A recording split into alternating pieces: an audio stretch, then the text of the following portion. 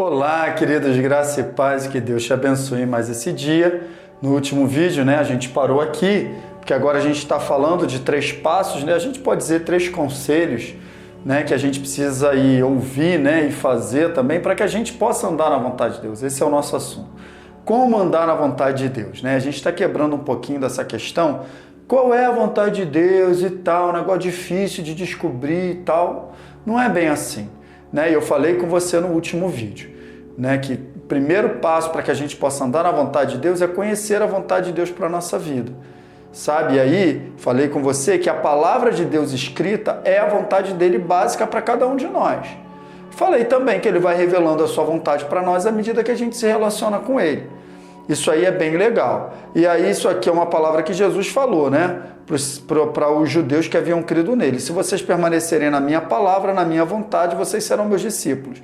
Falei para você, permanecer na vontade de Deus é permanecer na palavra de Deus, porque a palavra de Deus é a vontade dele para a nossa vida. Então é daqui que a gente vai pegar, e eu quero continuar, porque no verso 32, Jesus diz o seguinte: e conhecerão a verdade, e a verdade vos libertará. Legal. Então ele está dizendo que quando a gente permanece na palavra dele, a gente conhece a verdade, a palavra dele, a gente conhece a vontade dele.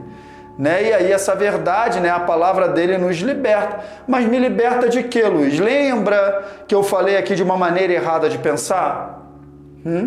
Lembra que eu falei aqui de uma vontade humana, de um desejo humano que muitas vezes nos atrai? Lembra eu falei assim das coisas do mundo, cobiça da carne, cobiça dos olhos, soberba da vida? Lembra que eu falei do negar a si mesmo, começa na maneira de pensar? Então ele está falando aqui de uma libertação da maneira de pensar, para você entender. Eu tenho a minha maneira de pensar, meus desejos, minhas vontades e tal. À medida que eu conheço a palavra de Deus, eu vou conhecendo a vontade dele, sabe? O que acontece? A palavra de Deus vai se tornando a minha maneira de pensar. E se eu penso como Deus pensa, eu acabo também fazendo a vontade dele. Porque eu disse também aqui para você que antes de eu fazer a vontade de Deus, eu preciso pensar nas coisas de Deus.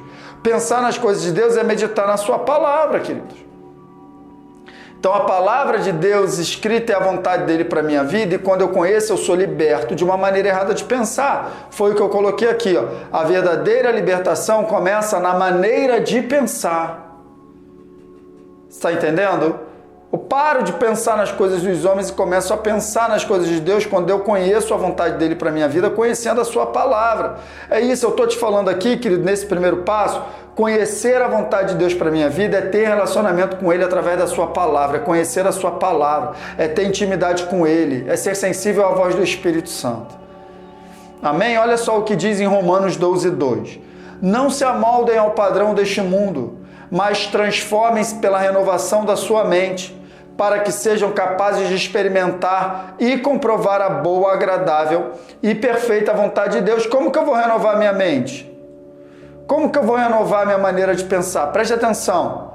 Para que eu possa experimentar, andar, viver na vontade de Deus para a minha vida, que é boa, agradável e perfeita, eu preciso me transformar pela renovação da mente. É isso que o texto de Romanos 12:2 está falando. Então eu coloquei aqui, não existe possibilidade de viver a vontade de Deus sem renovar a maneira de pensar na palavra de Deus. Se eu disse para você que a palavra de Deus é a maneira que você pensa, então renovar a mente é substituir a minha maneira de pensar pela maneira de Deus pensar. Renovar a mente é alinhar a minha maneira de pensar à palavra de Deus. Eu acho que é isso que eu coloquei aqui. Renovar a maneira de pensar na palavra de Deus é alinhar meus pensamentos à palavra de Deus. É isso. Você está entendendo? Quando eu faço isso, eu conheço a vontade de Deus para a minha vida, através da sua palavra. Olha só, a vontade de Deus na minha vida, ela se estabelece através de uma mentalidade governada pela palavra de Deus. Que maravilha! Cara, se a vontade de Deus é a palavra de Deus e a palavra de Deus é a vontade de Deus, quando eu ando conforme a palavra de Deus, eu ando conforme a vontade de Deus. No básico, cara, eu estou falando aqui no básico. Não tem mistério nisso, a palavra de Deus está aí, está revelada. Você tem a Bíblia na sua mão, você tem o Espírito Santo. O que mais eu e você precisamos para fazer a vontade de Deus? O problema é que muitas vezes fazer a vontade de Deus nos fere, vai pedir de nós um negar a si mesmo. Por exemplo, a palavra de Deus manda perdoar, mas eu penso que eu não tenho que perdoar. E aí? Agora você faz a tua vontade ou faz a vontade de Deus? É simples, a palavra manda, eu faço a palavra, eu ando na vontade de Deus. E lembra que eu falei que andar na vontade de Deus é bênção? Ela é boa, perfeita e agradável? Às vezes a vontade de Deus, escuta isso aqui, não é boa, perfeita e agradável para a nossa carne. Mas o resultado espiritual que ela vai gerar na minha vida e até como frutos de colheita é bom, perfeito e agradável. Lembra que eu falei no início da série que querer viver o bom, perfeito e agradável de Deus é pouco? Eu tenho que plantar uma semente para que eu possa garantir que eu vou viver isso? Estou falando disso. Plantar a semente de andar na palavra de Deus, de obedecer a palavra de Deus, é viver a boa, perfeita e agradável vontade de Deus. Amém, queridos? Então fica com essa palavra aí no teu coração.